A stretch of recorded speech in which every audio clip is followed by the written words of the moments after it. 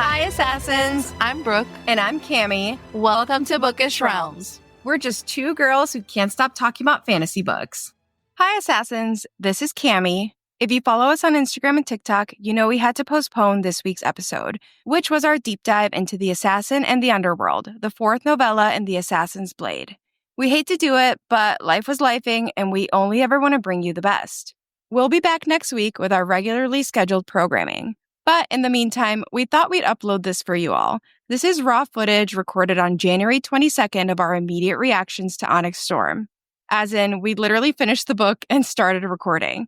So it's nothing like our typical structure. We're sharing one microphone and we're a little delirious from reading for 10 hours. Honestly, it's all over the place. But how could it not be with the way Onyx Storm ends? We will eventually do a more structured Onyx Storm episode, though we currently have no schedule for that.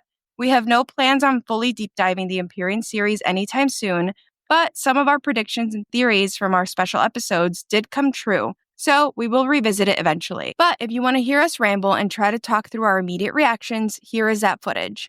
Enjoy, and see you next week for our deep dive into The Assassin and the Underworld. I'm sweating. Dude.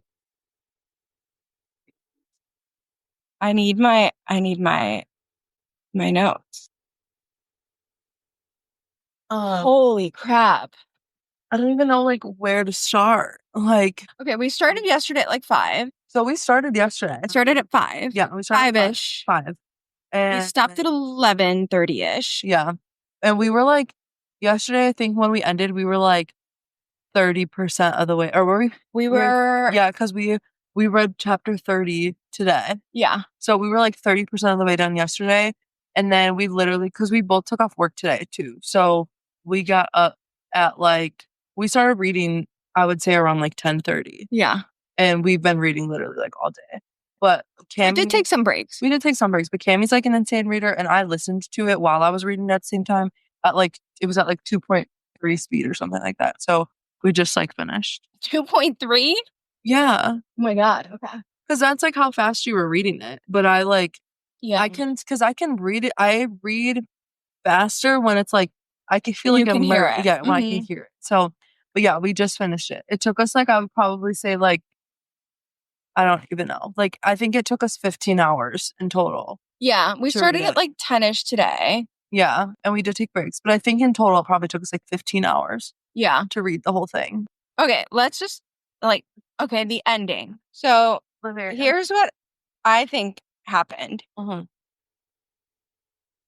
I knew I was right about Arik. Yeah, you were right. I knew it. And when she starts putting it together. Are you starting on chapter 66? I'm on 64. Okay.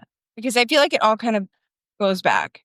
Okay, wait. Okay. Also, I'm sorry. I don't mean to cut you off. No, you go first. No, go on. What were you going to say? It's just really interesting to me, how many different POVs we got in these last couple chapters. Yeah. Because prior to this, it's only ever been from Xaden or Violet's POV. Yeah. Yeah. That makes me nervous. Because go ahead. I'll finish that later. I don't think that should make you nervous, though. The multiple POVs. It makes me nervous because I wonder if, because of the fact that Xaden has gone missing, Violet is gonna go catatonic. That she's gonna go off. She's gonna go off her rocker. She's gonna fly off her rocker. Well, she can't. Yeah, she's Queen of Tyrandor. Yeah, she is Queen of Tyrandor, but also, I think that in the next book, it's gonna have to be in multiple POVs. I think it's gonna be a Tower of Dawn situation. Yeah, I think she's gonna have to be the queen and do queen things. Mm-hmm. That's the role that he's left for her, and we will get multiple POVs. I think. Mm-hmm. Okay. I just want to clarify, I want to be clear on the ending for both of us. Okay. So, love that we got Rhee's POV. Yeah. Okay. Let's focus on the end because where are my notes?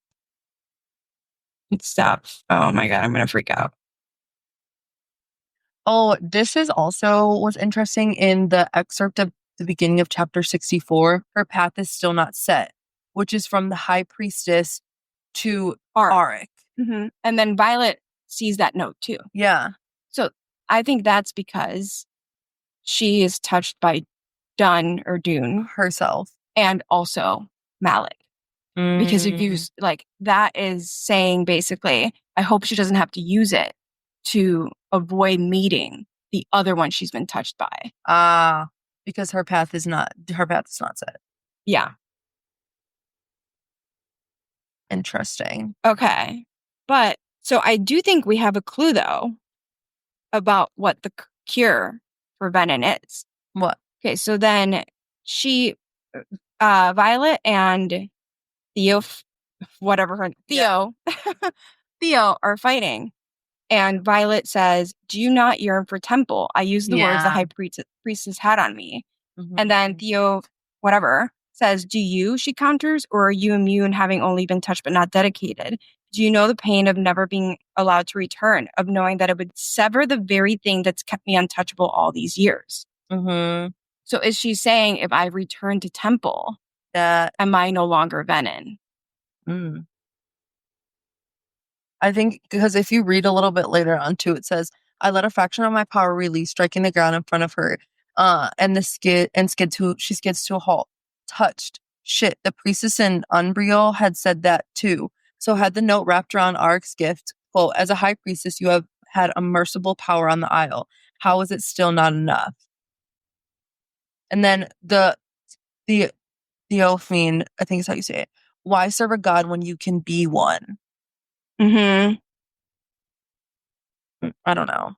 Okay, but here's the other thing. I do think someone else has turned during this battle. I wouldn't be surprised. So much happened, but yeah. Because then Xaden is saying the bond between Berwin and me is the kind that should never exist.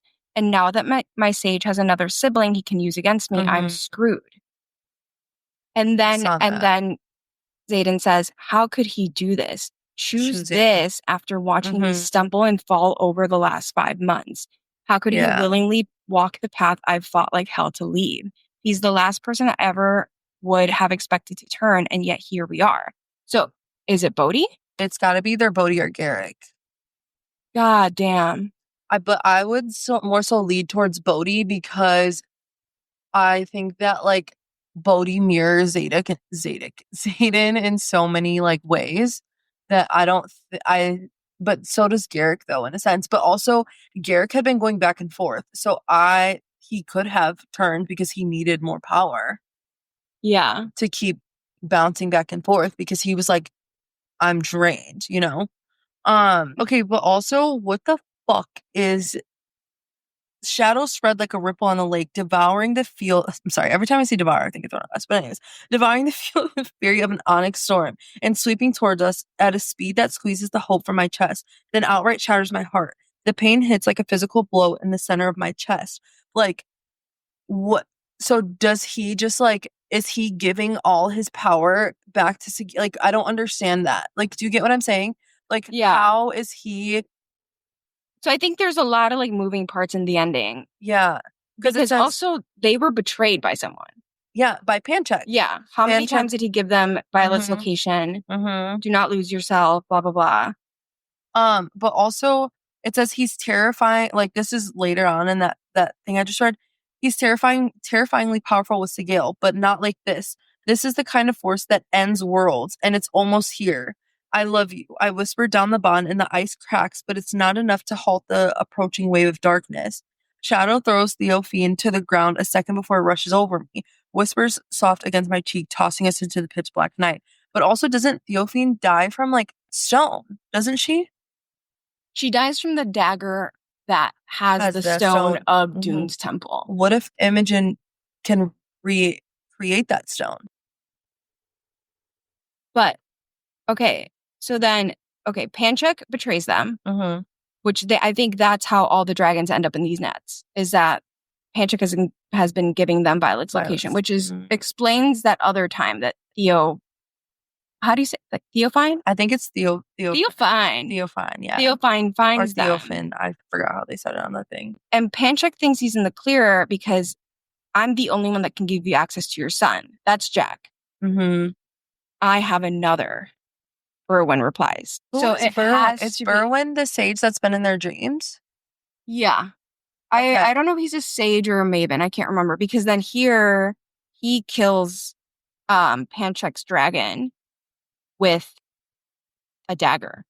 Mm-hmm. And they said that's not possible. So you remember how they stole all those boxes of the daggers? Yeah. What if they took those daggers and did something with them so that they can kill the dragons? Because no, I think Berwin is just draining the dragon through the knife. Berwin stabs deep between the dragon's scales and it desiccates, green draining from its scales and shrinking in on itself to a husk. Terror busts through the ice. Berwin just killed a dragon with a dagger. How the fuck is that possible? So I do think that some of these daggers must allow them to drain. Like they act like not a conduit, but like a wire almost, like a connection. But I hate this line because it's before Xaden does anything. In my final act of resistance, I become the very thing I despise. Maybe it's good that I can't feel a single damn thing, which is what Theophane had been saying, that they can't feel love. And remember how we were talking about this earlier about how the language of ice has been, as like the book has went on. My soul departs like pieces of ash from a fire, flaking free and drifting away as power consumes me. The space it once inhabited. I am no longer on ice. I am the ice. Yeah. I don't like that. Okay. I guess we won't know. Who is this new brother?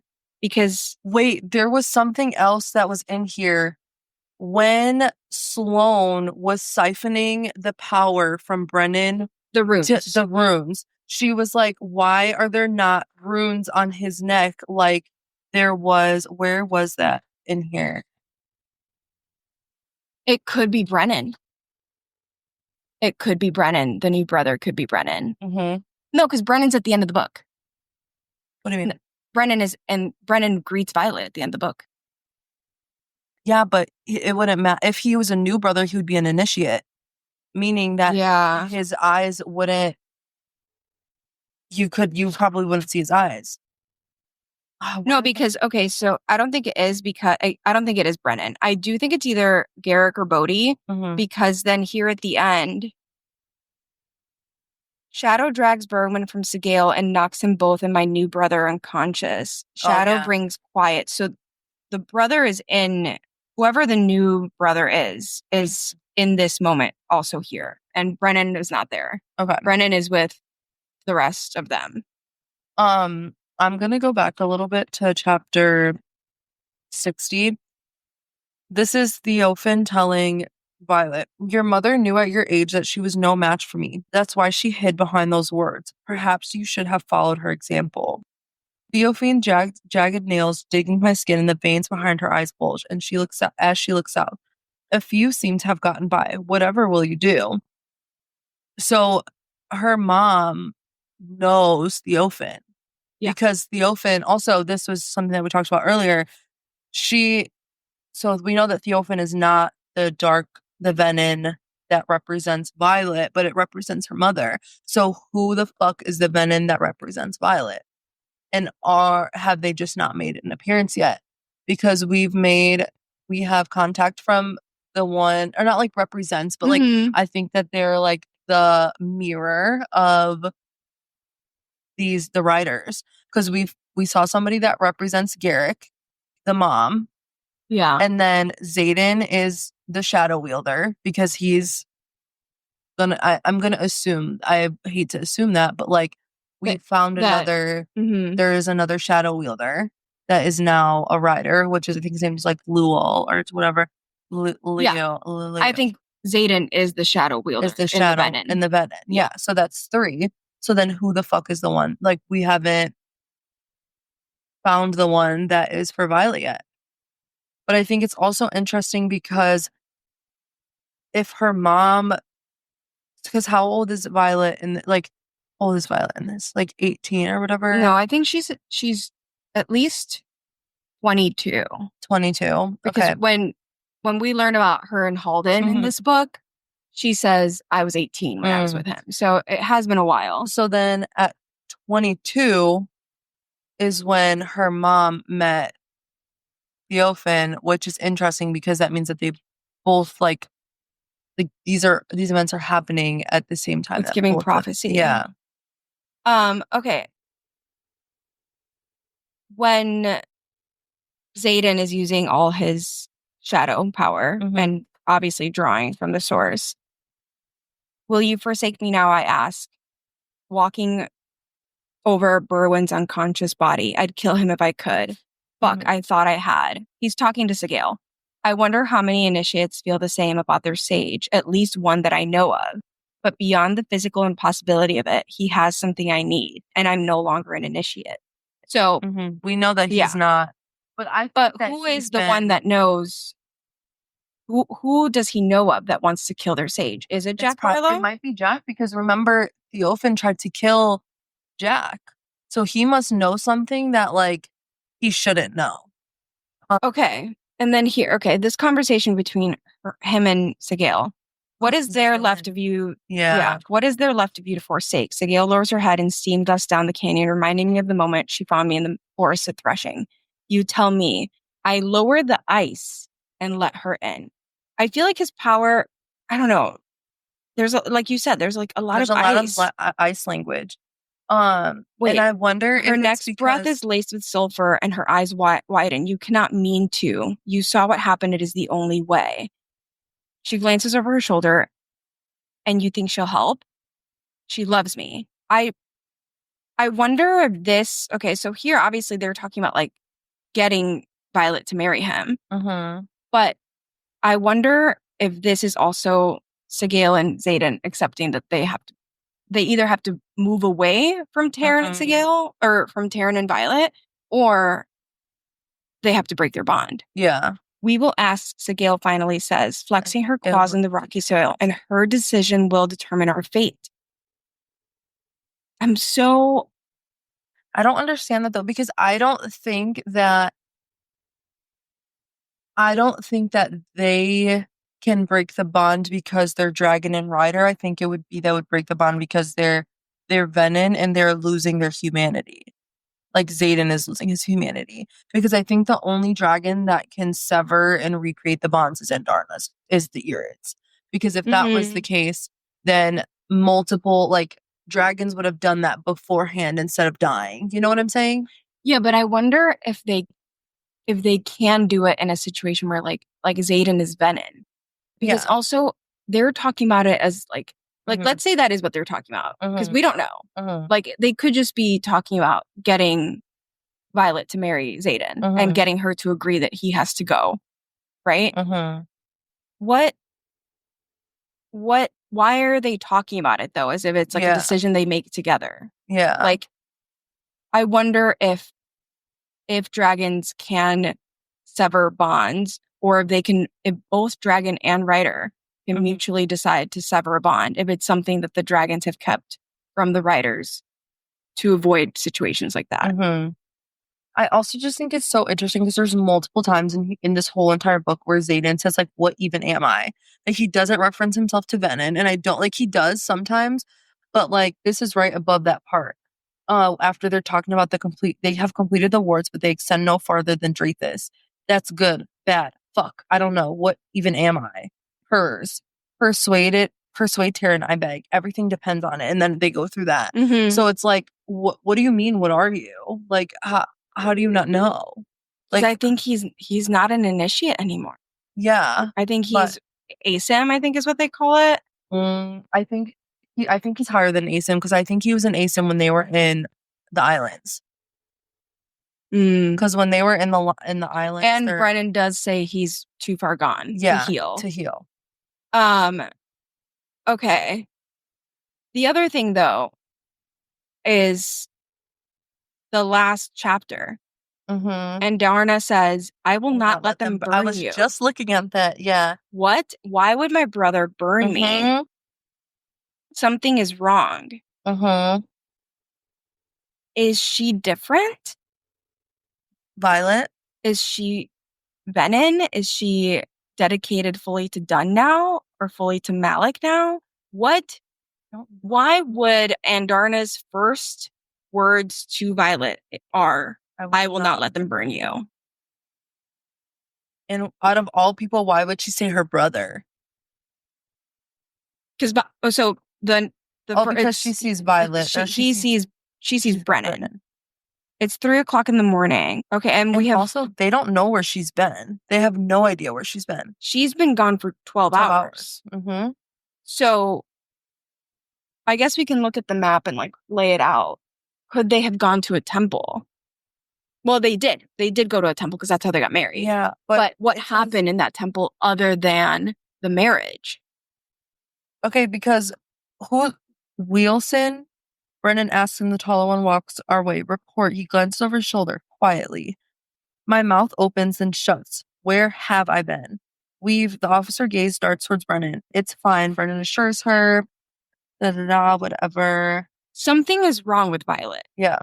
There's something not right, because why would Andarna say, I will not let them burn you? And then the officer seems scared of her. But also, there's 6 missing eggs at the hatching ground. And 4 missing riders. Mm-hmm. And she's reaching for Taryn. The bond feels foggy, like he's asleep. He needs a cycle of rest to recover, whatever, blah, blah. Recover from what? So what happened to him? He will be fine. When I last saw him, which was about 5 minutes ago in the woods at the end of the field, but that's the last of her knowledge. So what happened to him? I don't know. And you're dismissed. Keep this classified. I was just until we have a full report. What is he saying? Keep classified? Like the dragon's missing, the egg. Like what is? And then the writer replies, just because she's your sister doesn't mean she's not the fastest way. Because she can't even feel Zayden. Because she's like, I can't feel him, but I don't know if it's, but she's like, I don't know if it's because he's too far away or what. Okay, so Tavis is missing. Zayden is missing. We are ending this book not knowing the other 2 missing writers. What? I lower my head. Garrick is missing too? Who else makes up your writers? Garrick's missing. So, but Tavis? Garrick is Garrick Tavis, isn't it? Isn't that his last name? I have no idea. Let me look for it. I wish she would just keep it as one, because I get confused sometimes. I don't know their last names. Garrick is not on the front. Wait, we can just Google it. There's nothing that we can get spoiled with now. Yeah, no, it's fine. But he might be Tavis. Or wait, is Tavis? Or is that Imogen? Oh no, Cordello is Imogen. Garrick Tavis, yeah. Okay. So Garrick is missing. So then he is. He has to be he's the brother. But where's Bodhi? Yeah, we don't see Bodhi here. Wait, because we don't see Bodhi at the end of Iron Flame either. That might be Katie. Okay, wait. So Garrick or Cardulo, who was that? That's Imogen. Imogen's right here. Your finger, Imogen says. Oh, Cordulo. Oh, he was asking. Yeah. Have you seen her? Okay, so Garrick's missing. Zayden's missing. And I think just those are the only 2 that we know so far. Don't look for me. It's yours now. Mm-hmm. And the end. You asked me to. I think they went off and did something. Yeah. Obviously, they got married. I think they did something else, though. Yeah. Don't know what it is. And obviously, Imogen was there. Or maybe not. Maybe she just met Violet at the end. And she said, please, yeah, she said, I have to forget all of this to not put Zayden at risk. Yes, because Zayden is hiding out. And they don't know where Yep. That's exactly. Okay, so missing writers, Zayden and Garrick. That's all we know. And we were right that Zayden is gone at the end. Okay, I wonder if. I don't think Violet is Venom. However, I do think that she might have the priestess's mark on her forehead now. She might. They went to Dune's temple. So, yeah. Or Dun's or whatever.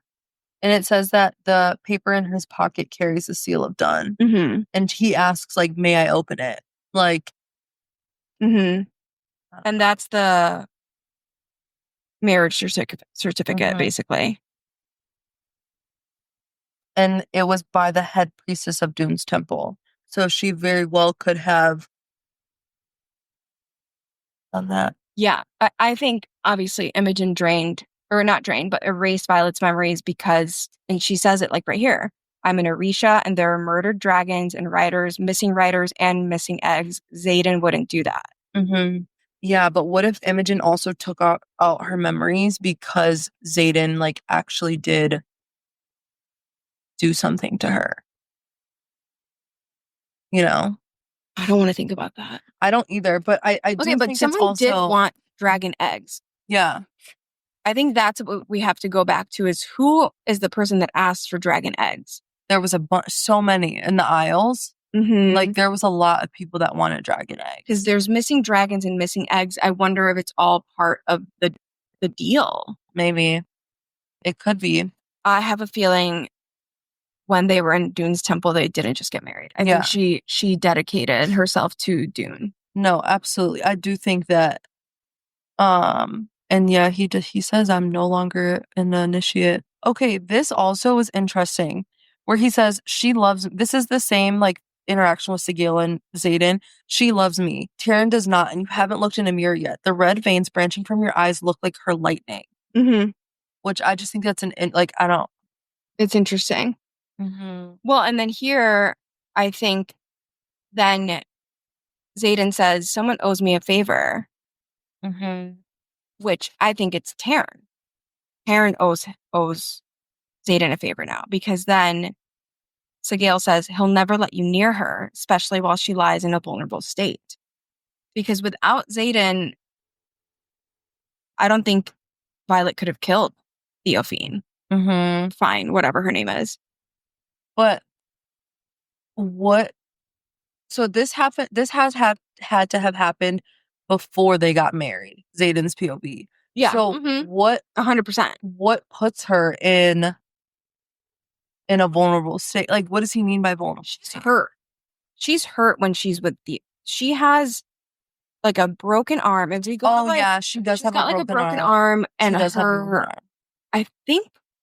I think she's got another injury too. It's not life threatening, but she's not like 100%.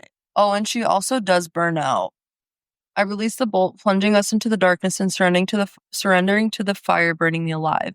Violet, and Darna whispers, and then I hear nothing. Yeah. This was at the end of 50 or 64. Well, I think she pulled too much from Taryn. I think that's why also, like, he needs rest. Mm-hmm. Which makes me think that Darna is the one who brought Violet at the end. To Brennan. Yeah. Also, Theophane's wyvern being as big as Coda, that's never happened before. Mm-hmm. So what if that was originally a dragon? Okay, here's the other reason why I do think Dane could have turned, or something is up with Dane, because that when Sloane is using Dane's power to cure Mira, or to try to heal Mira's, the fact that she didn't actually die is crazy. Yeah. But we don't. Sorry, she does survive. She does survive, but also, like, at what cost? Because she was, like, basically knocking on Malik's door, and we don't see anything else from her this entire end of the book. I think she's fine. Yeah, I do. Because even Brennan says, like, she's good. But I don't know. Okay. So Sloane is using Dane. Sloane wraps her fingers around Dane's wrists. Her eyes flare and she swallows. Someone like you shouldn't have this much power. Good thing for Mira, I do. Put the other hand anywhere his skin is exposed, he orders. Sloane drops her little package and lifts her hand to the back of Brennan's neck. Eyes here, Dane says, and Sloane looks his way.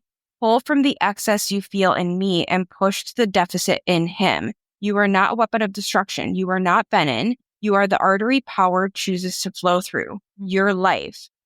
And then Sloane says, I'm going to hurt you. Gods don't, I know what he knows, but you're not going to kill me no matter how badly you want to. Now do it. And so then they do it and it works. And then that's when, I think it's Violet notices or is it not, is it Violet that notices them? Uh-huh. So that is because doesn't that go back to Naolan? So are we saying that Brennan's rune on his hand is because someone healed him, siphoning off of someone else? Is that the connection Violet is making? I think that she's making that connection because she sees the runes on his hand and just assumed when you siphon when you siphon the power into someone else, you get that on your hand. Because didn't Naolan siphon that power into Brennan? We don't know. We've never been explicitly told exactly how all of that went down. Yeah. Because is it that they don't have these marks because they're both Brennan and Dane? But also I think it's interesting that Dane says it's like your life, because I wonder if like the same thing happened with Naolan and Sloane will eventually give up her life for someone. No, it's the whole thing is really weird because why does she say you have more power than you should? Mm-hmm. Like, what does that mean? Where did he get that power if it's not because he's Venom? But also, like, we don't really know too much about him other than the fact that, like, he is a mind reader, yes, but, like, we don't know the extent to that. So he could tell us that he's a mind reader, but what if he is, like, a type of intrinsic? Because they don't really have much information on intrinsic. But that wouldn't give him, like, power. I think the rune thing is really weird because Violet expects to see it and it's not there. Yeah. And he has more power than Sloane expects. I also think that, I don't know how he's going to do this, but I think that because we know that Terran doesn't sit on the Empyrean because Coda's the one that speaks for their den. But he says in here to Violet in chapter 60, his eyes narrow and steam billows from the nostrils. Do not lecture me on the laws of my kind, or you will learn how comfortable I am breaking them. Mm-hmm. And it makes me wonder, like, because we know that the dragons are, like, not always united. So what if there is, like, a part of the dragons that is going to break off from the Empyrean and create their own with the 7th den? Well, that's basically, like, I feel like that could definitely happen because that's basically what happened when they separated to go to Orisha. That was really sad. Okay, but I'm sorry. We can go back to that. This whole part in chapter 60 with Theophane and Violet, where she says, hold on, I'm just going to read this like whole little excerpt. Where the fuck does it start? We don't have to hunt. I strap my conduit to my wrist. This is Violet. I strap my conduit to my wrist and then reach over my shoulder and flip the cap open on my quiver. As long as I'm here, she'll come and I'll need a chance or whatever, blah, blah, blah. This is when then Theophane comes out of nowhere. Violet says, wait, who is he in this situation? Sorry. Bodhi says, waiting feels anticlimactic. And Violet says, always does. And she goes, you think this will work? And Bodhi goes, has to. Magic requires balance, right? And Theophane comes out of nowhere and goes, it's the oldest rule there is. Theophane walks out from behind the carcass of Wyvern. But once a century or so, we get a chance to skew the scales in our favor, and I will prove myself to him this time. We whip towards her, shoulder to shoulder, and I reach for Terran's power, but barely a trickle answers the call. Shit, Terran's out of range, or it's not going to be quick. He has to halt time and whatever, blah, blah. And then Bodhi says, where the fuck did she come from? She's fast, I reply, just as softly, remembering how she disappeared from the brig at Biscaya. There's only a few of us who are faster. Theophane replies, walking along the carcass of Wyvern, grazing the ridges in its back as she saunters toward us, older, too. My lips part, she heard us from 20 feet away. Yeah, I think all of their like senses and things are enhanced. But also I think it's really interesting, like, but once a century, we do get a chance to skew the scales in our favor, and I will prove to him this time. Who is him? I don't know. And I wonder when, like, what does she mean that they get a chance to skew the scales in their favor? Like, is it because they're able to get all 6 dragon riders and all 6 venom that mirror those signets? I don't know. Because I don't know. They were saying there was some, I don't remember where it is. I'm not even going to attempt to go look for it right now, but there was a part in here where it was like, it's been centuries since we've had a lightning wielder and a shadow shadow wielder walking in at the same time. Yeah. And if that's the case, then that means that they only need the lightning wielder for them to tip the scales because they already have a shadow wielder. And that might be what that meant. Well, then I wonder if so Xaden takes Violet to Dune's temple because he wants to marry her because he needs someone to take the throne. Okay, great. I think that also points to the fact that Bodhi turned Venom because then you can't take the throne. You know what I'm saying? Yeah. And also we don't see Bodhi. The only way that Bodhi would take the throne, though, is if, like, Xaden disappears, but also that's because he didn't have a wife at that point in time. Like, Violet wouldn't have been able to take the throne if it was just his girlfriend. So if they're, like, you know how, like, when you have a king and a queen, if the king dies, the queen becomes in charge. You know what I'm saying? Yeah, I do think, though, I thought we agreed that Garrick was the one that turned. So now I don't know because Garrick is here with Imogen. Where? Yeah, okay, so it's right after Quinn dies, and my head turns slowly toward the boys, and Garrick crouches on the step above us, his hazel gaze. So his eyes are not red, locking on mine and filling with so much misery, so much sympathy that it overflows my own eyes and wetness streams down the sides of my cheeks. She's dead. And Garrick keeps them moving. Yeah, but I think I think Garrick is gone at the end of the book because he transports them one more time, and then remember he says he can't go back. Right. I think that happens at the end here. Can't walk again. Even if I made it to Orisha, I'd never be strong enough to get back. He calls over his shoulder. So I'd better find some fucking way to do something. Yeah. And here, Bodhi is on his hands and knees across the town square retching. So this is all happening like at the same time. Bodhi is on his hands and knees across the town square retching. Why is Bodhi throwing up? Yeah.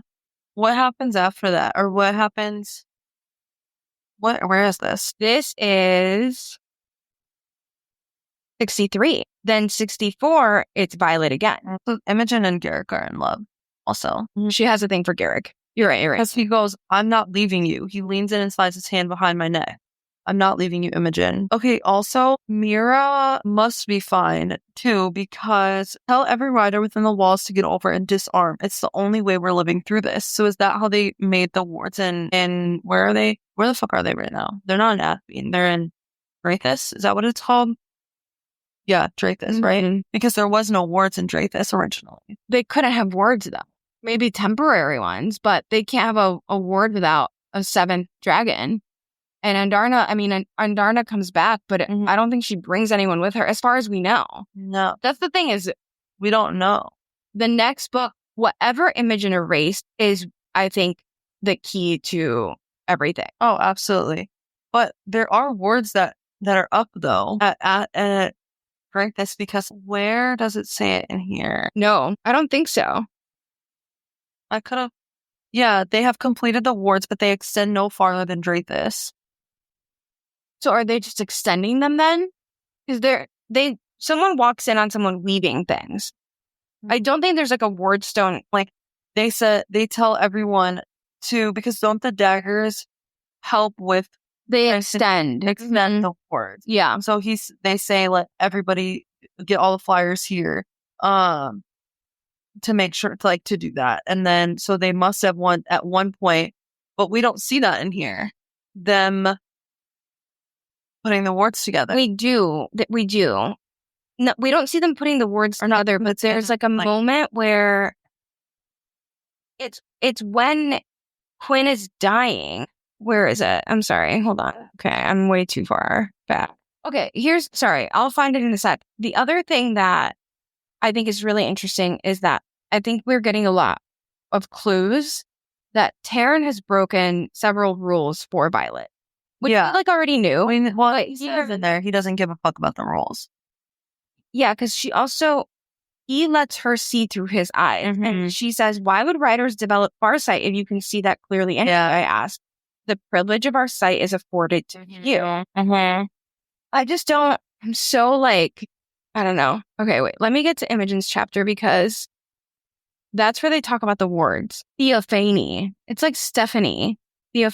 Also, Theophan, or Theo, now you got me saying her name wrong, or named differently, but she is very interested in Indarna because she says it's a shame that like You don't have your period, but then she says, but I'm the only lightning wheeler. You have to prove yourself now. Pretty sure I've called her to her limits for the patient's blah, blah, blah. The growing jump of power and parchment thin bond tells me he's getting closer, but still out of range, which meant a lot more when you had your ear in. Okay, here's where they start talking about the wards.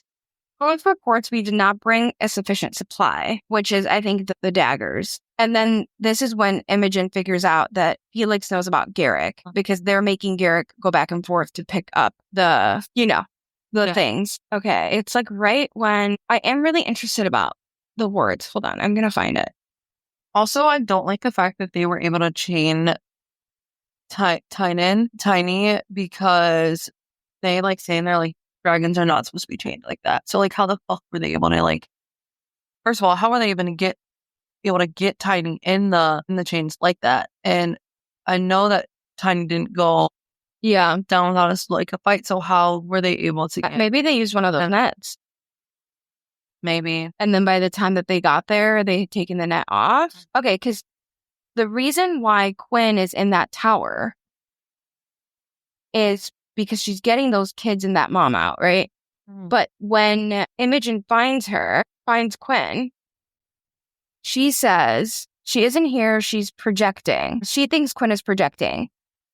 I pause just out of sight and lean over the railing to scan the stairs below, but I don't see her. She's probably buildings away with Felix setting up a new armory.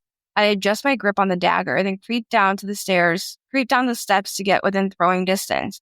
Wait, the Quinn, a handful of stairs beneath me, has her Labrys strapped to her back and is actually moving closer to the infuriated dark wielder who thrashes wildly with his dagger, while other versions of Quinn dance around him, blah, blah, blah. Then she dies, unfortunately. And then it was especially the flashback. Yeah, when they first met. That definitely had me tearing up. I'm Quinn Hollis. I've decided we should be friends. That's what she said to me when we climbed the turret on conscription day. It also was really interesting in these last couple chapters because, like, we've only ever had, obviously, like, the bond between Violet and Taryn and Violet and Indarna and Xaden and Sigil and, like, Sigil and Violet. Like, it was nice to see, like, other dragons and their riders' bonds. It was just interesting to see how, like, they all communicate in different ways, meaning that like they all have different levels of trust with their writer, I feel like. Yeah. Which is interesting and I think will be important at some point. Okay, here's the words thing. Oh gods, Professor Trissa gasps as Garrick sets Quinn and me down on a warm stone floor in a nondescript building. A store, maybe? Quinn's body slides and he helps lay her beside me, cushioning her head with his hand. Venin, Garrick explains her loss with a single word. Are you weaving? He asks Trissa. We're starting. Her gaze darts over me. They'll be weak until we can bolster with more power, but they're our best shot. It's still not enough. Garrick's head hangs as he stands. I can't. He sighs and strides through the door. This is when he realizes he can't like move back and forth anymore. And then here's I feel like this ending is so chaotic. He says, I obey the simple instinct to follow, shoving myself to my feet and forcing my body to move. There's a battle. We're in a war. Malik might claim more lives. I follow him past the little room where Felix works besides cases of alloy-hilted daggers and all imbued and humming with power. So that's how they're extending the hordes. Imogen is following Garrick, and this is when she says, then I step outside into the rain and stare. Houses burn. Wyvern and griffin bodies lie in the middle of crumpled roof lines. Civilians scream. Kruth sails through the sky and takes a wyvern straight to the ground. Who is Kruth's dragon? Which dragon, whose rider is Kruth's? Isn't that? That's okay. Bodhi is on his hands and knees across the town square, retching. Why? Yeah. They're in the middle of a battle. Why are you throwing up? First of all, if you're just throwing up, get yourself together. Yeah. Why are you throwing up, though? If dark wielders are draining city walls, we're next. Wait. Theophane is... There's just so many reveals at the end here. The betrayal from Panchek. Like, the marriage. The priestess's done thing. There's so many things that happen. Okay, wait. This says... Right before Theophane slits Mira's throat. Like, a little bit before. He's on his way, I say quickly, which is when they're talking about Jack. Because Theophane's like, you didn't bring the the brother he wanted. Berwin will be disappointed. Berwin, Zayden tense and his focus swings south towards the city again. That's where he needs to be in position to save as many as possible. But he's made it clear he doesn't want to leave me. Yes, hence the term brother. Theophane glances my way. I won't make that mistake with you Berwin made with Jack. He spills his sage's secrets too easily. I'm not turning. My hands curl into fists. You are, she states. In just a few minutes, in fact. I'm intrigued to see what the actual catalyst will be. Saving her sister, defending her lover, the trite yet popular revenge. I'm betting on a combination of all three. Speaking of which, time is up. And then Garrick says he's here, blah, blah, blah. Theophane says, show me. And then also at the end, she goes, first thing to learn about us is that we're careful with our words. And the second, we also lie. And she kills Mira. And then she kills Mira. She kills Mira. Well, yeah, she tries to kill Mira. But so Berwin is the one that made Jack. And Berwin is Jack's sage. And then, but I think she also reports to Berwin in some extent. Right. So I think that she is, because let me pull up, I have it on here somewhere. I have it in my iron. I need to see like what the thing of the Venom are. Because Theophane is a maven. Okay, so it starts with initiates who have the red ring or eyes, and it comes and goes depending on how far often they drain. ASIMs, the eyes fluctuate in degrees of red, which is why I think that Zeta was an ASIM because the eyes were amber. And then so it's initiates, ASIMs, and then sages who are responsible for initiates, and their eyes are red rimmed, disdain towards their temples. So that's what she is. She's a sage. And then the Maeve is the general, and he's never been captured. So they don't know what the Maeve looks like. The Maven. Okay. So I think you're right. I think the reason why she says brother instead of like I think instead of saying like your brother, she just says like the brother, because technically they're all like under this Maven. Yeah. And when she keeps talking about impressing him, she's talking about the Maven. Okay, but here's the other thing. I do actually think it's Bodhi who turns. Uh-huh. So Bodhi and Violet are alone. Okay. And okay, this is why I think Bodhi might be the one who turned. If it's not Bodhi, it's Garrick. But I do think it's Bodhi because Theophane says, I'm not the one out here trying to prove myself, Bodhi counters, his head tilting in the same way Zayden's does when sizing up an opponent. No sword, no staff. She's unarmed with the exception of a row of blades at her hip. Blah, blah, blah. Okay. Witty. Her smile cracks another line in her lips. You're almost done waiting. He'll be gone soon. The crown will be yours. Bodhi says, we don't have a crown. Bodhi switches his sword to his left hand, freeing his right. You don't know me well enough to try and fuck with my head. I'm doing exactly what I've always wanted. Protecting my cousin, my province. And her. She pauses just in front of the wyvern's bloody snout and cuts her gaze to mine. A weapon like you will only submit to someone stronger. So come, let's get this farce over with so you can begin your real journey. He's waiting. Lee lights her smile. Berwin. And then Violet is talking. Berwin, I guess. As if I would answer to that fool. I think not. So actually, I don't think Theophane does answer to Berwin. Theophane doesn't answer to Berwin. He doesn't? No, because I don't know if so Theophane is the one talking here and her. He tells Bodhi, so Bodhi says, I'm doing what I always wanted, protecting my cousin and my province. Mm-hmm. Then Theophane says, and her, meaning Violet. I think it has to be. Violet's the only one there. Capitalized? No. Okay.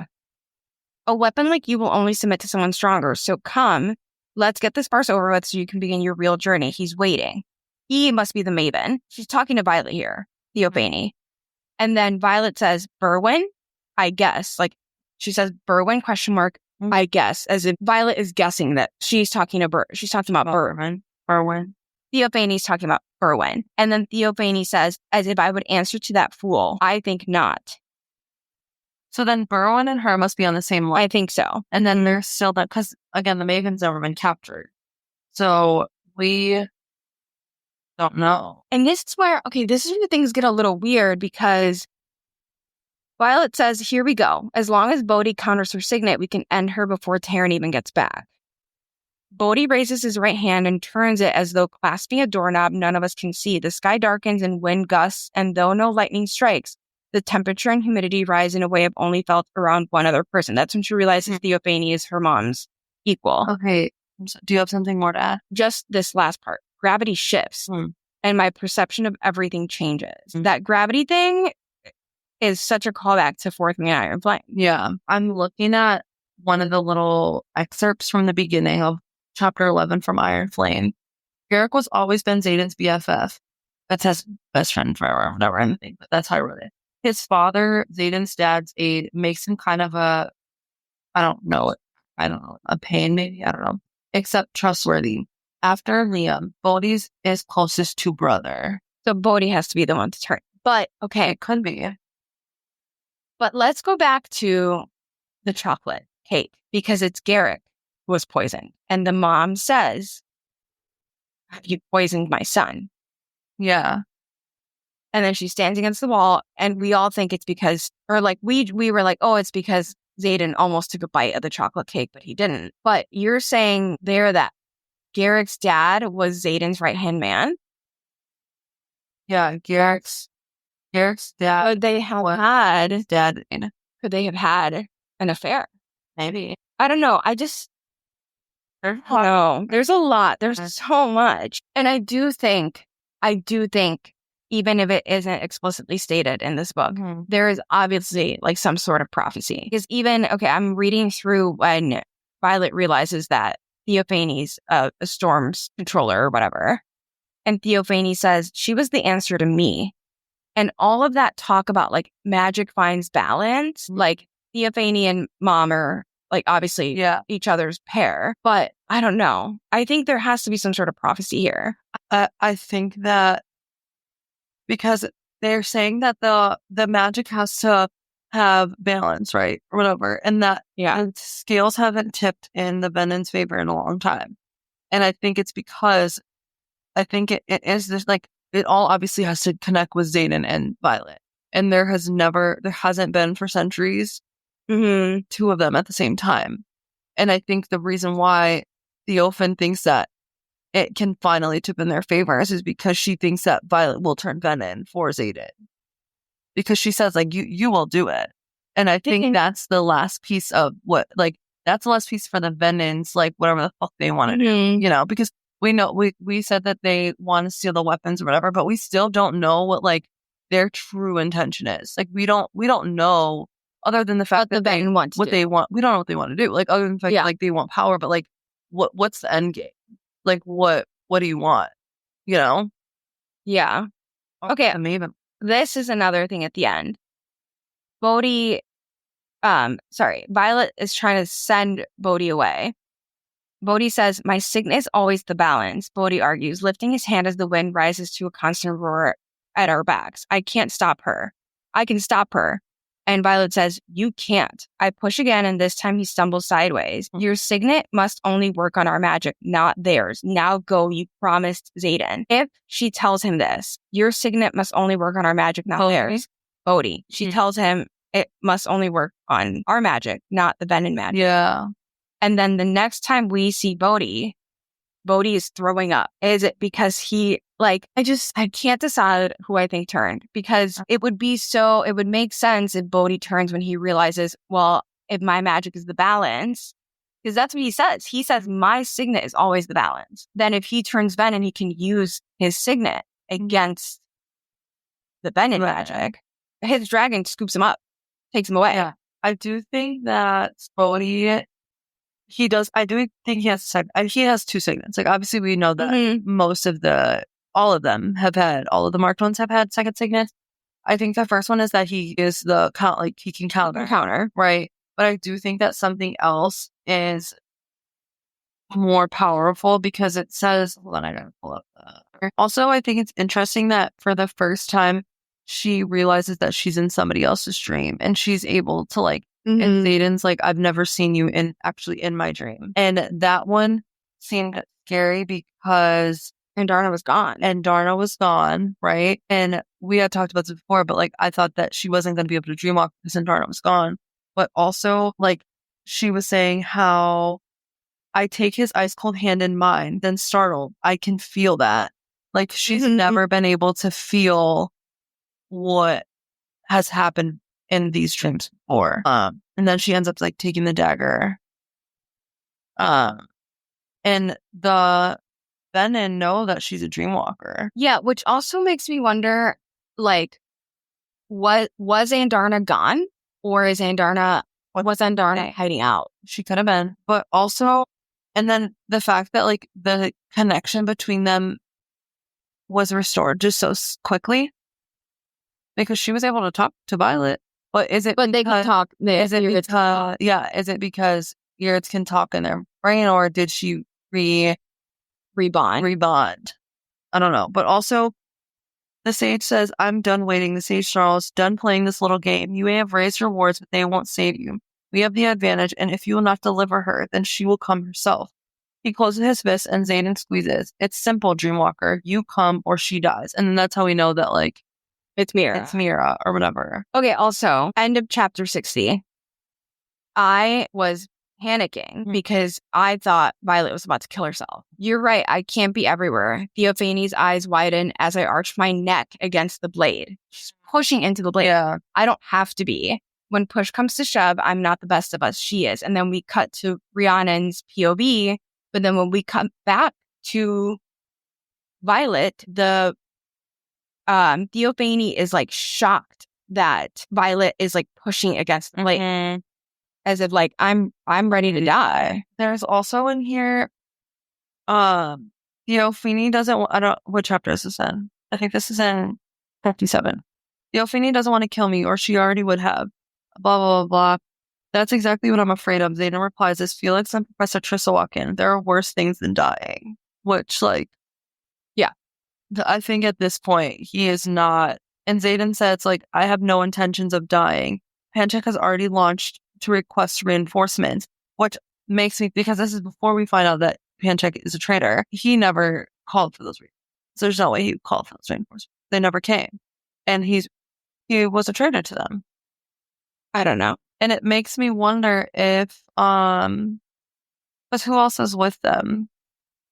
Because Trissa is saying that I'm sorry for the loss of your sister, but Melgren has already proclaimed this battle as defeat, and he's never been wrong. But, like, what if the ones that stayed in Navarre, like the professors, they, like, are still not with this whole movement, and, like, they're willing to kill them. Like, the ones that left for Arisha. Yeah. You know?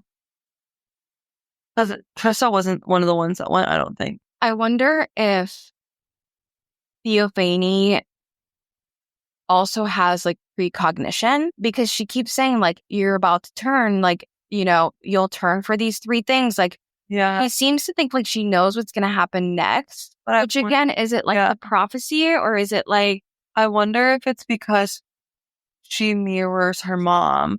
So she, like, she can know, like, she knows what's important to her.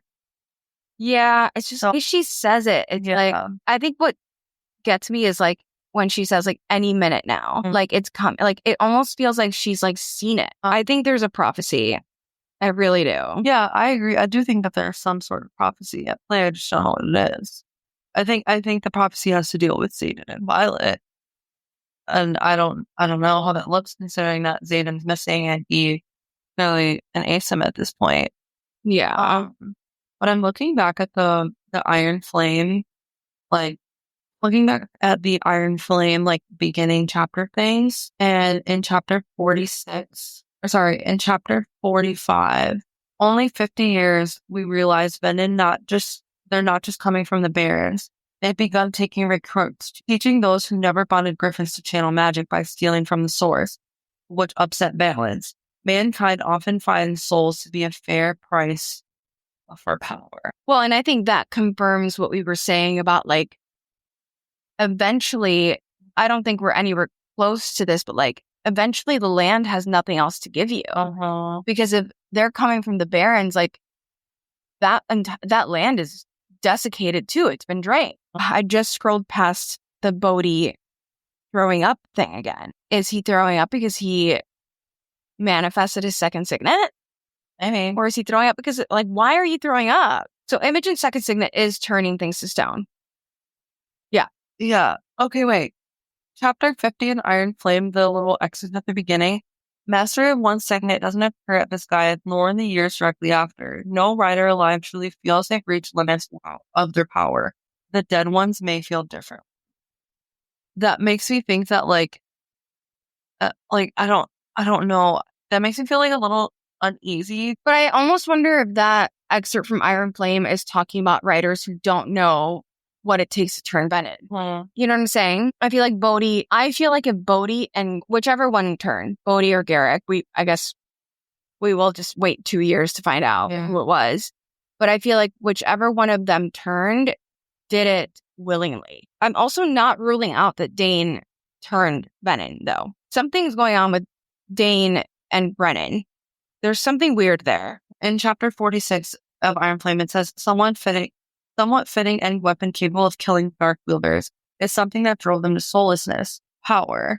But that wouldn't be the case for when Bodhi was trying to counter against Wait, can you repeat it? I'm confused. In the little excerpt in before chapter 46, any weapon capable of killing dark wielders is the same thing that drove them to soullessness, power. I think all that's saying is that all that can kill the Bennett is raw power.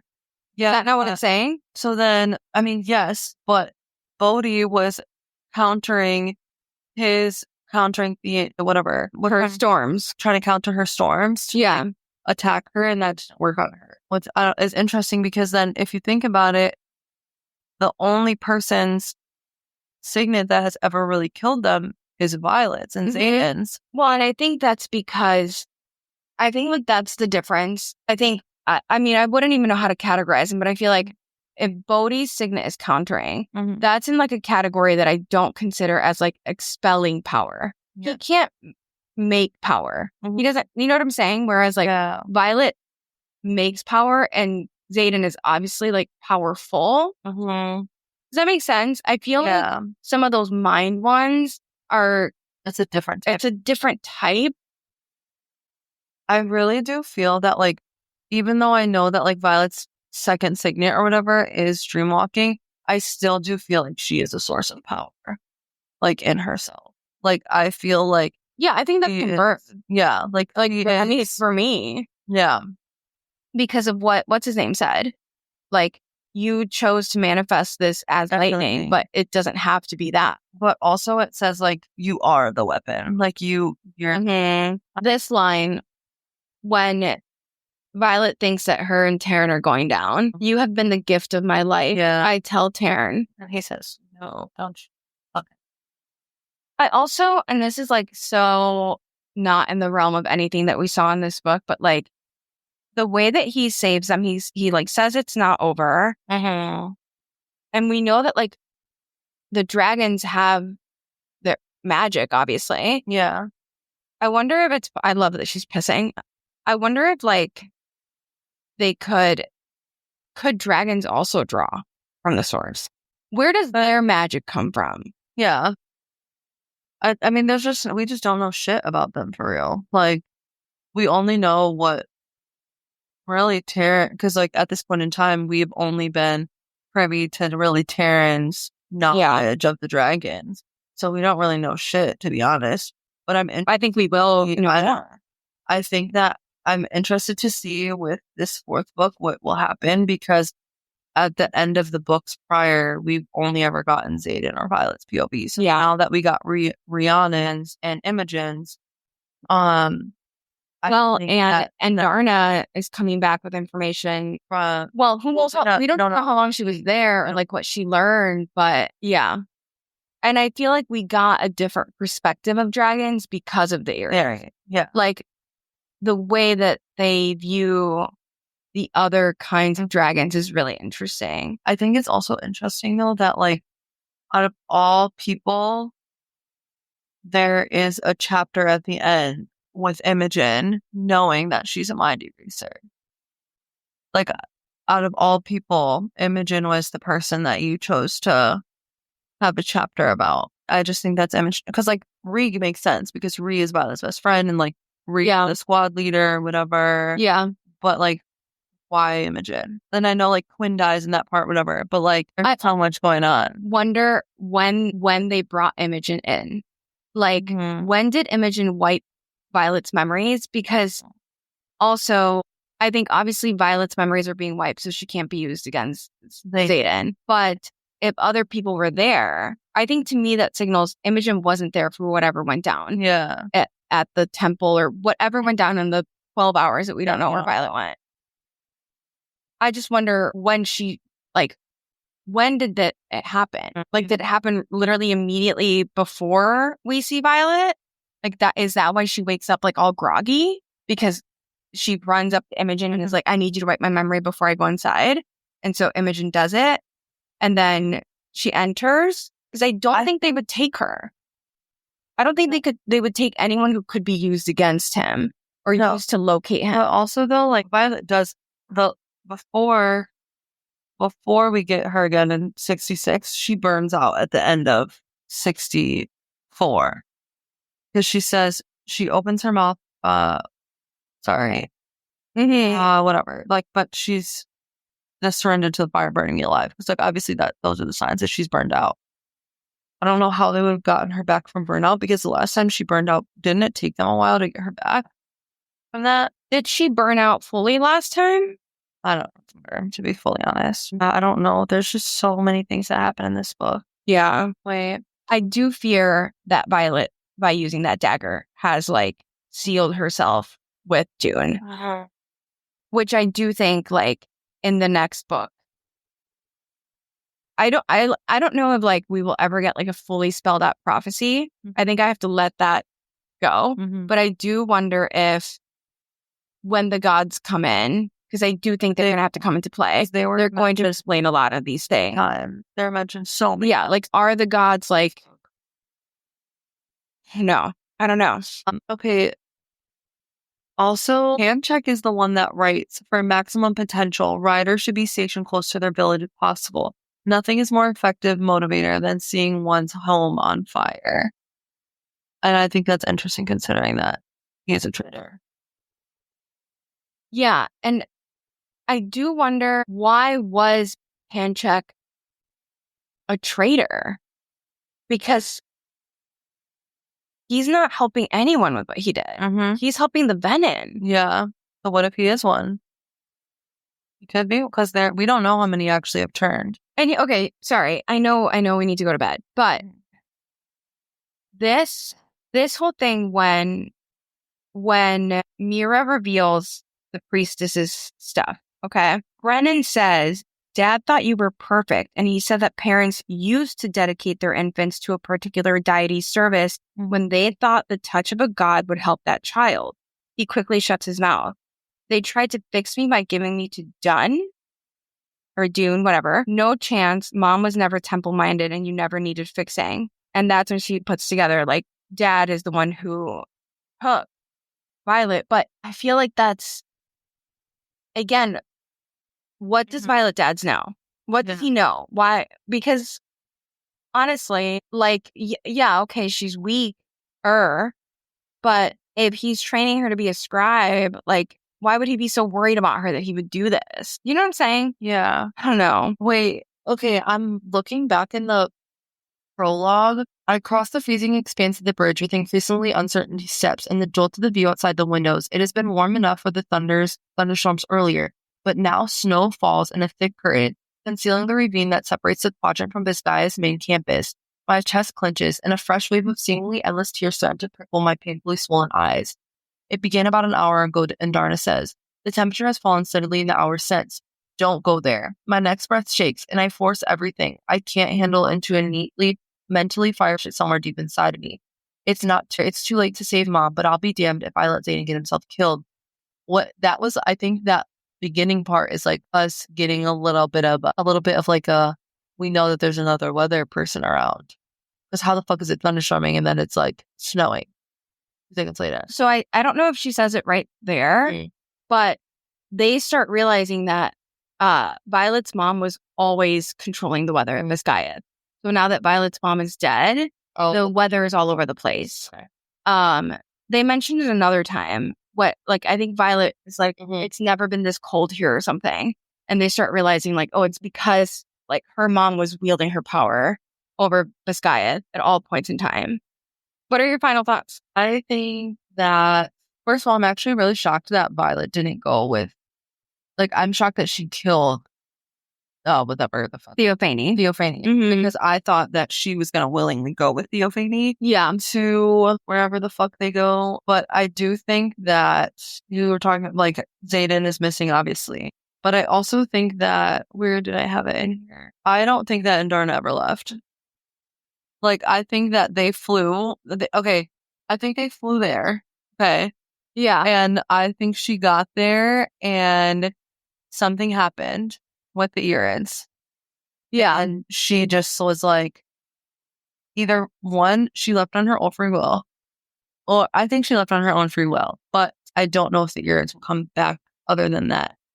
And I think that, I don't even know. I think that Violet is going to, in the next book, like, obviously be searching for Xaden in a sense. But then again, I don't think she will. I don't think she will either. I don't think she's going to search. Like, I think that if anything, it's going to be Taryn trying to, like, search for Sigale, if anything. But I don't even think, because what I think happened is I think that Sigale severed the bond between her and Taryn. I thought she severed the bond between her and Xaden. Yeah, I could see that too, but I think that he doesn't have the capability to do so, because I think that only the Urids can be the ones that can sever the bonds like that. But I think that she was able to sever the bond between her and Taryn somehow because of the fact that Xaden turned Venom. And she is the power that we know her and like dragons to have. I think it changes. So I think that therefore, like, the playing field has kind of changed. And I think that I think that the way that last part happened with her and Xaden, she says like all of our fate. Like, I think that she's gonna stay with Xaden regardless. Violet. No. Sigale. Sigale. I think Sigale will stay with Xaden.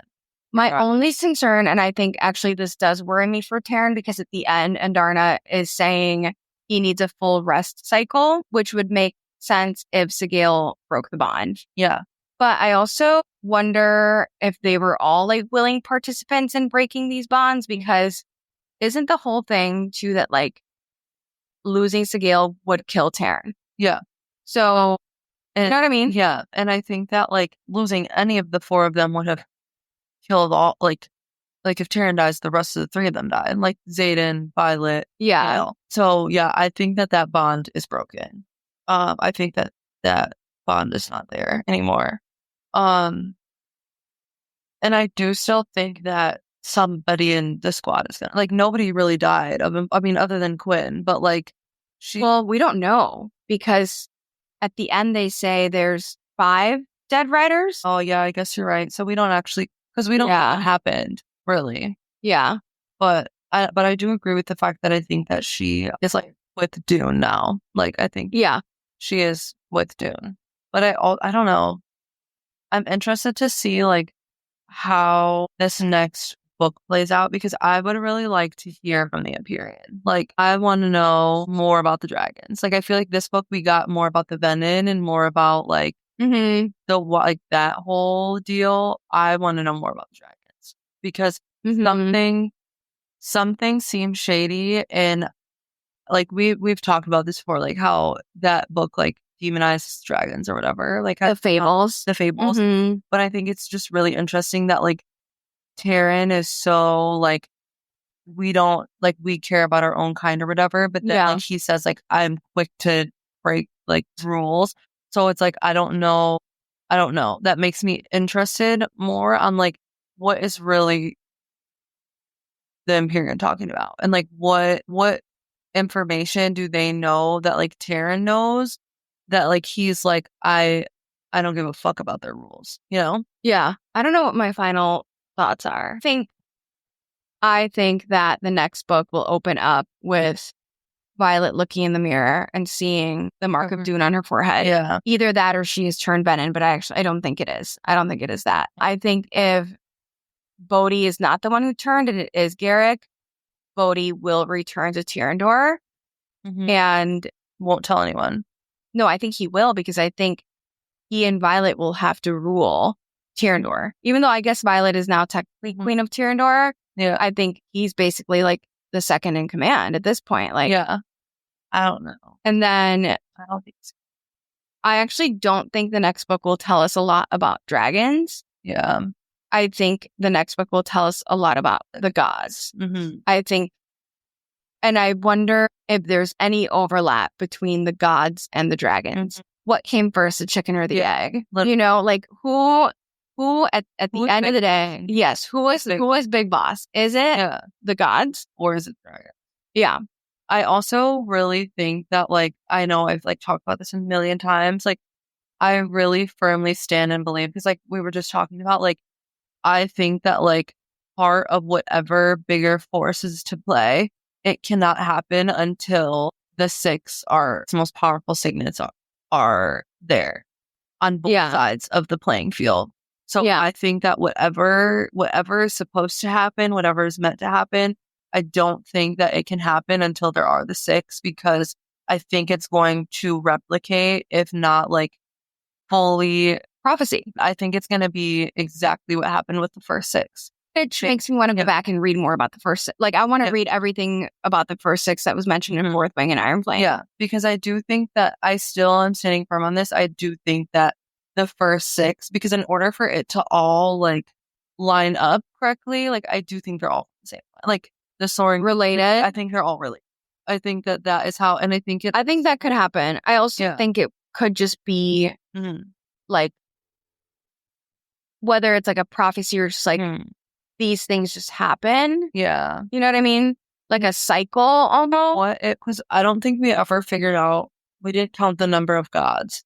We didn't do that, which I'm interested to see, because I don't know if we know all the gods yet. I think it is six. It is six. So that is interesting too, because it's like, what if the six things reference each of the gods? You know what I'm saying? Yeah. Because like Violet, if she's with Dune, that's war. So she's a lightning wielder, and that's literally, you can't really get any better. I don't know. I'm interested to see what happens. But also, this was the other thing that I was going to note. I think this is like my final thought. I think that Andarna is a lot more powerful than we think she is. I know that, like, obviously she's a seventh den or whatever, but she was the only one of the Irids that could pick her tail. And I don't know if it's because she was raised in Navarre and like that's just like what happens in Navarre, but the Irids all had feather tails. Yeah. So then it also makes me wonder if, but like when they're younger, the feather tails aren't actually called feather tails. Like if there's actually another word for that. Because if okay. Like, you know what I'm saying? I don't know. Or if I think that's interesting that like the fully grown Irids all have feather tails, or is it because they're about peace and they have never had to, they've never had to like hone themselves into a weapon. Yeah. Actually, I think it's more so that. But I do think that Andarna still is going to be like the most powerful Irid. Yeah. My final thought went out of my head. Hold on, let me get it back. Somebody from the squad is going to die, but it's more so because they have no bounds when it comes to protecting Violet, and that's a problem. Yeah. Like, I also wonder how much they'll even be allowed to protect Violet now, because I think Violet, if she is going to be Queen of Tyrrendor, I don't think we can even, what would that look like if she's a writer? Like, I don't know. And I don't know if that's almost like Xaden's way of protecting her, of being like, I'm going to have to keep you at Orisha or something. I also just be the same thing as with Xaden, because he was a writer and the king. So he was still out and doing his thing, and she's just as powerful, if not more powerful than him. Yeah. And I don't think I think Xaden did try to protect her, but like knowing Violet, she's not gonna sit back and watch while shit happens, you know. But I do wonder if something is different about her that will affect that. My judgment. My other thing is that I think whether Theophany meant to say this or not, I do think we were told one possible way to cure Benin, which is the gods, to dedicate yourself to a god. She says, why would I go back to that when it would mean losing what's kept me powerful all these years?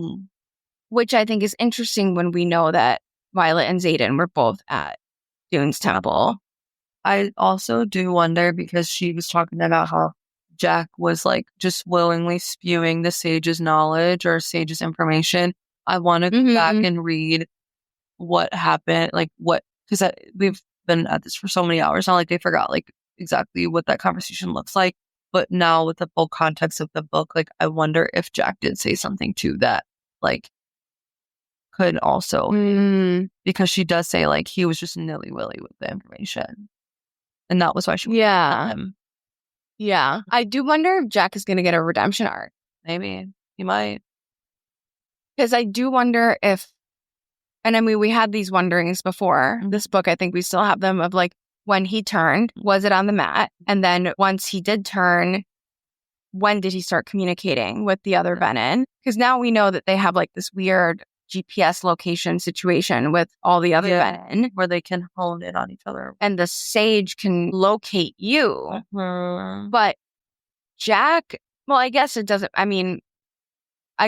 we really don't know when they could have infiltrated Biscaya to talk to Jack, but also I don't think they even need to, because the sage can come to them in their dreams. Yeah. So I wonder if all the information that Jack has about being Venin is from the dreams of the sage, visiting his dreams. We'll have to go back and read some of the dreams from Iron Flame, because we don't know. Some of those dreams might be it. Because wasn't there 2 of them in Iron Flame?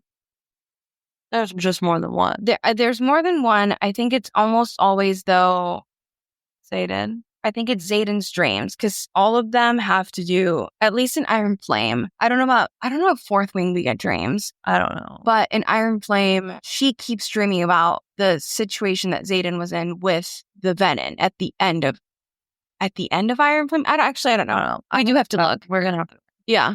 But yeah, that's it. That's my final thought. I do give it 5 stars. Yeah, I give it 5 stars too. Yeah. I also think this book firmly pushes the Empyrean series into a high fantasy, you know what, I won't even say high fantasy, a fantasy military world, and less into a romantic-y situation. Yeah, I would agree.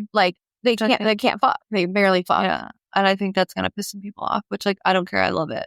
Yeah. I like the politicking. I like that shit.